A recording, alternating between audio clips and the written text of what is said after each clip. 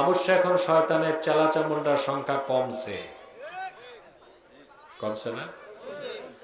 কমছে বলেই তো আর তাফসির মাহফিলে বাধা হয় না।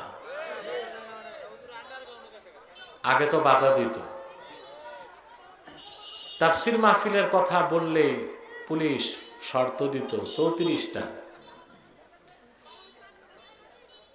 ডিজে পার্টি, বৈশাখী মেলা, 31st নাইট, বাউল গানে অনুমতি লাগতো না, অনুমতি লাগতো কোরআনের তাফসিরে।